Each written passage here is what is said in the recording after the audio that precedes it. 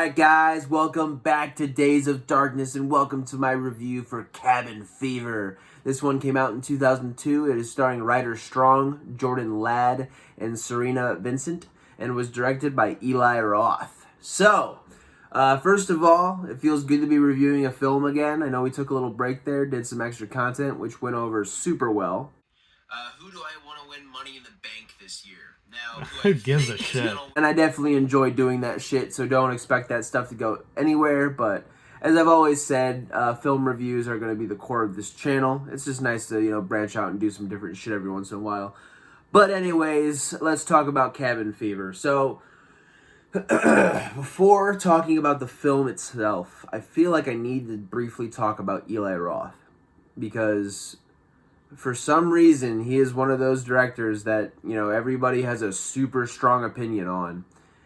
And to me, I don't get it. It's one of those guys where you either love him or you hate him. And it's very rare you find somebody in the middle. I guess I'm the rarity, and I'll explain. I respect the hell out of Eli Roth because if you've, watched my channel for any length of time, two things that I really admire in filmmakers or artists of any kind is when they don't compromise their vision and they fucking take risks. Those are two things in filmmakers that I really, really do admire. And Eli Roth checks both of those boxes. He's his movies are his fucking movies. Like you can just tell, They all have a certain feel to them that is very, very Eli Roth. Now, as far as how I feel about his films, it's a mixed bag. It is a very mixed bag. This is not the only Eli Roth film that I'll ever review on the channel, so we'll get more in the detail. But, like, for instance, Hostel. Fucking love Hostel, man. I think Hostel's a tremendous fucking horror film that has a lot of those Eli Rothisms in them. It's just, for some reason, I feel like they fit better there than they do here. I feel very conflicted about this movie because on the surface you have an amazing premise, a fucking awesome premise that is like, I'm not going to say it's just unheard of or anything like that, but it's like, fuck having a slasher slasher villain. Fuck having some big guy with a fucking chainsaw running after kids in the woods. Let's make it a fucking virus and a disease that you can't fucking get away from. And once you get it, you're fucked.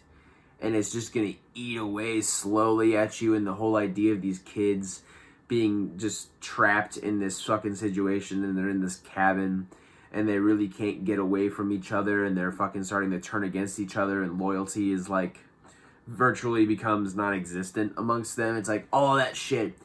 If I describe that to somebody, it sounds so fucking cool. It sounds like such a good idea for a movie. But there's stuff in this movie that I can't get behind, man. And it's mostly the comedic aspects. Now, I am not someone who dogs a horror comedy. I like horror comedy. That's never been an issue for me. It just feels like this is one of those films where it's just too much. There's just too much shit in it that's like, it's not like a case of like The Predator, for instance, or The Predator, right. The bad Predator movie, the really, really bad Predator movie. It's not like that where it's just one-liner after one-liner and just hokey shit throughout. There are some genuinely horrifying moments in this movie. And there's even a lot of comedic relief and, comedic moments that I found funny. It's just there are things that are inserted in this movie that just totally take me out of it. And I think one of, if not my biggest contributing factor to that feeling is some of these side characters, man. The main characters are actually handled pretty well. I will say that. And we'll get into all that when we get into it. But man, these side characters are just fucking wacky, dude. Like, Eli Roth inserts himself in this movie and he just sits, he's just a weird, wacky fucking dude who sits next to a bonfire with these kids, smokes some fucking pot. Paul tells this story that has nothing to do with the fucking movie at all. At fucking all. They do a cutaway, and it's this big fucking thing. Just zero. Nothing to do with the fucking film. Okay. And Eli Roth's just there, and he's just kind of goofy and wacky, and he's just a weirdo. Then he gets fucking killed. Like, later on, I think they show him very briefly that he just got the disease and he got fucking skin ate, or whatever you want to say it. But yeah, that character's fucking weird. The gas station's probably the biggest contributing factor. You do have the clerk who, they're going around and shopping and shit. And she goes, oh, I think she said, what's the bugs? I think she says something like, what's the bug spray for? And he goes, bugs. Which is like, okay, haha. And then she goes, oh, what's the rifle for? And he goes, oh, that's for, and then he says, N-word hard R. Which, early 2000s, I would rather it not be here. It's here. It's unfortunate. Product of the time. And it makes it worse because literally the only reason that dialogue was even put in this movie whatsoever was for a joke at the end of the fucking movie where, these two black men and this black woman come into the gas station, and then he says it again, the clerk, but he says it in a much more cordial fashion, and he's all buddy with them, and it's all meant to just be some fucking gag. Just fucking stupid. That is what it is, and especially for the end of your movie to be like that. Like, the ending of a horror movie especially is supposed to leave a fucking impact, and you end it on just some gag. It's like, oh, okay, dude. Whatever you say, man. Whatever you say, man. But hey, that character is who he is, but I think the biggest side character that sucks would probably be Dennis. It's like, here's this fucking kid. Sweet mullet, by the way. Would you consider that to be a mullet? Let me know in the comments down below. I gotta start doing that generic YouTuber shit, but it's gonna be like the worst possible fucking question. Like, where do you think Jeff got his fucking haircut? Because Jeff's haircut in this movie is fucking atrocious. It's the worst thing ever. But yeah, so fucking this kid, sweet mullet-esque mullet thing. He fucking, he's a creepy kid, and he fucking bites he bites Paul, which is like, okay, that's normal, like, creepy kid behavior, whatever. But then later on, like, he's yelling about pancakes, and he starts doing kung fu, and it's like, it's just a gag. It's just a total fucking gag. It's like, if it's a horror comedy, fine, but you can tell Eli Roth is genuinely trying to get good horror out of this fucking movie. And to me, it's just the balance does not fucking work at all. You look at something like a Shaun of the Dead or a Tucker and Dale versus Evil, and those are horror comedies that balance it well. I don't get that same feeling here. Maybe I'm crazy, we all have our opinions. But just the side characters in this movie are just fucking hokey. But on to some stuff that I do like about this movie, because I've just been dogging the fuck out of this movie, and there are aspects of this movie that I do like. Mainly how the main characters are handled in this movie. The premise alone is already something that I really enjoy. I love the idea of just this viral bacteria that just slowly eats away at your skin and your fucking organs, and it's just horrifying shit. But I love the way that the main characters react to this situation. When they're introduced, they're all just young, free love, peace of mind, just not a care in the world college kids. Fucking finals just wrapped up. They're happy as hell, They're going on vacation. They're gonna drink and fuck and smoke pot, and they're just party kids, man. They're just trying to party, have a good time. And when shit hits the fan, all of that goes out of the fucking window pretty much immediately. One of the most notable examples of this is Paul and Karen. Paul's pretty much the main character of the movie. He's like the lead. And, you know, he's been nervous to ask this Karen girl out forever. They've been friends forever. You know, he's nervous, and he doesn't know if he wants to do it or not. And he's kind of a nerdier guy, so he's kind of like, you know, hesitant. And then finally they get to the point where they're like, they shared this kiss on this raft in this lake. And it's like, it's just nice and fucking cute and beautiful and just young love. It's so romantic. And yeah, dude, and there's like a young blossoming relationship going on here. And then once shit hits the fan and he tries to he wakes her up and starts fucking fingering her and shit. He goes down and starts kind of going to town. Then he realizes he's fingering her leg. And he realizes that she's got the virus. And he fucking freaks out. And all that relationship building and shit kind of goes out of the fucking window. And I like that realism. You know, not every fucking person is just gonna totally remain, as unfortunate as it is, not everyone's going to remain loyal to the people that they care about in these situations. You know, some people are going to be selfish. And Paul is kind of a fucking asshole in this movie, dude. He's kind of a fucking dick. There's really none of them are really super likable. But Paul sells Karen out pretty fucking quick. Like, he's very quick to be like, all right, you go in the fucking shed. Meanwhile, you have the young horny couple, Jeff and Marcy, who, I bet it feels really weird to actually hear me say character names consistently, huh? But you have Paul and Marcy, or, well, we'll get into Paul and Marcy, but you have Jeff and Marcy, who, they're just the young, horny couple, and, like, as soon as they there's also a lot of satirical shit I could tell from Eli Roth, is, like, as soon as they get to the fucking cabin, like, they get in there, and then they're fucking, like, immediately. Like, they're too horny. They need to fuck constantly, which is a stereotype that I think he plays up pretty well. It's weird too, like they're just fucking just like normal fucking horror movie sex scene. Then all of a sudden fucking Jeff flips over and Marcy just sticks her finger right in his fucking ass. It's like, what the fuck? Okay, goddamn. Like, you can tell like Eli Roth's already kind of playing with the character archetypes a little bit and like already making them a little like non-traditional, which I thought was funny. That was one of those parts that I was just kind of like, whoa, like, all right, shit. But yeah, so that's their archetypes. That's just who they are as fucking generic slasher characters. Soon as shit goes sideways, suddenly Jeff is a coward, which isn't like totally surprising, but Marcy is where it gets interesting. She kind of starts to become this moral compass character in some ways. You know, she's very protective. She's just trying to help everybody out and trying to kind of be that hero.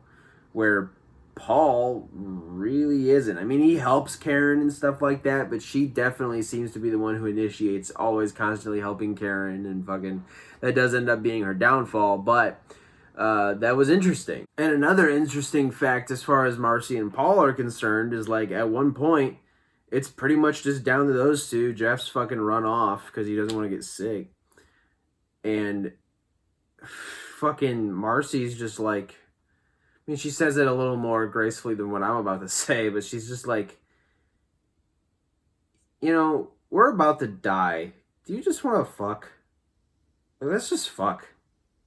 And I'm like, wow. Like, it's, you know, I can see how maybe people kind of feel like that's kind of an out of nowhere weird thing.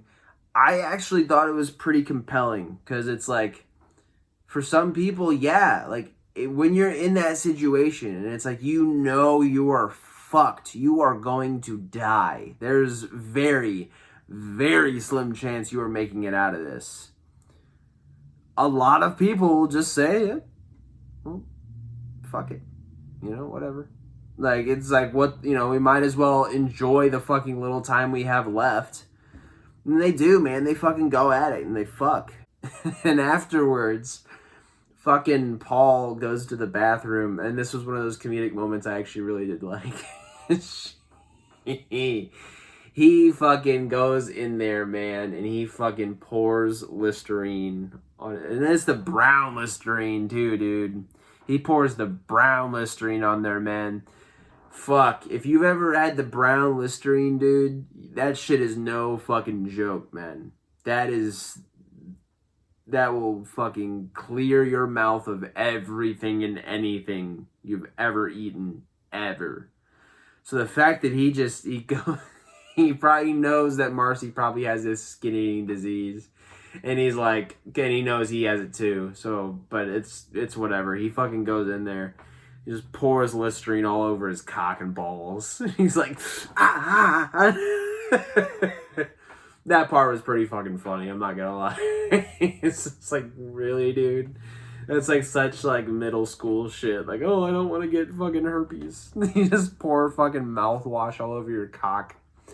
Whatever, man. But yeah, dude, it's like that. You know, that was an interesting character moment. not the Listerine on the dick. You know what I mean? And yeah, Bert is another one. Bert is a guy who, when he's introduced, is this fucking jock, meathead, slamming beers, party preppy fucking jock dude. That's his character. But as soon as shit hits the fan, he turns that shit right around.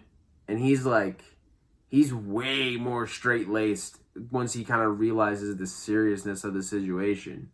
Which, you know, it's a more subtle change, but again, every character in this movie goes through some kind of change. And I thought that was an interesting way to go about it.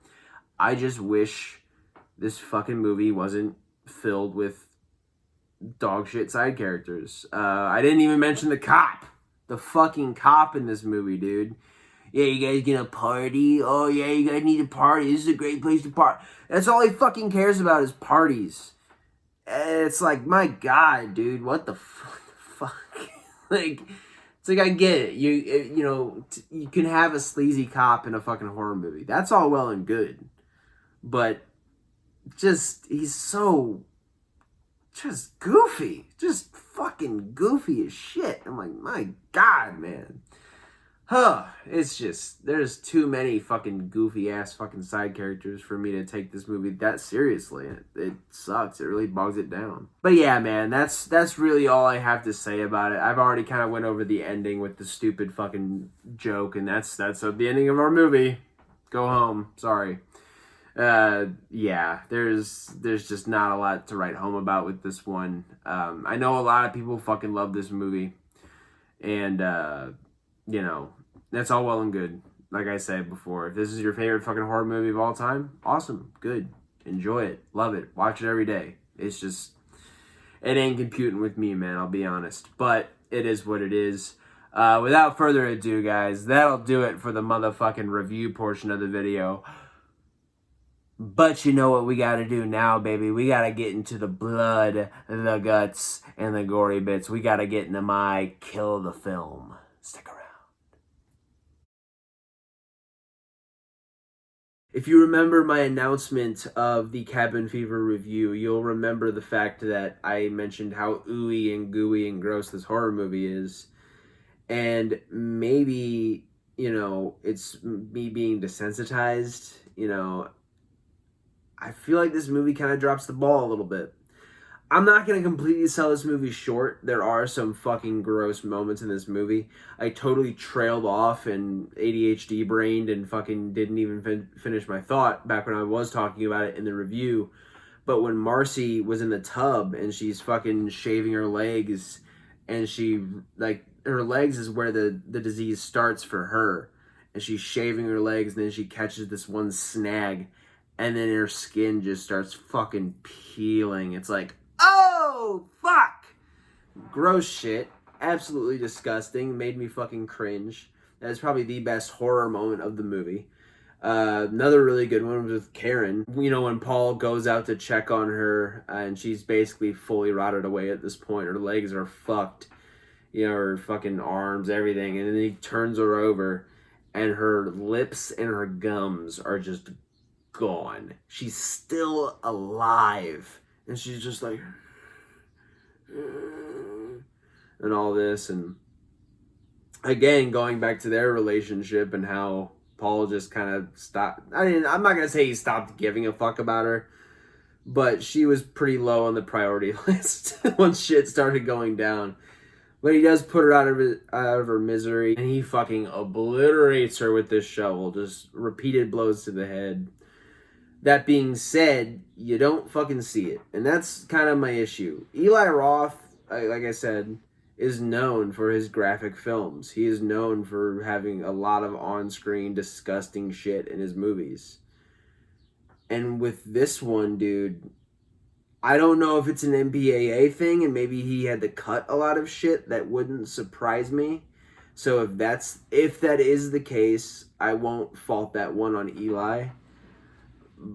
But man, it's like, if you're gonna have a movie that is this fucking goofy and kooky and sometimes just fucking stupid, but you have this horrifying premise, I better be seeing some fucking blood, man. And there are moments too, like with Karen and the shovel. Like, I should have seen a fucking head explode.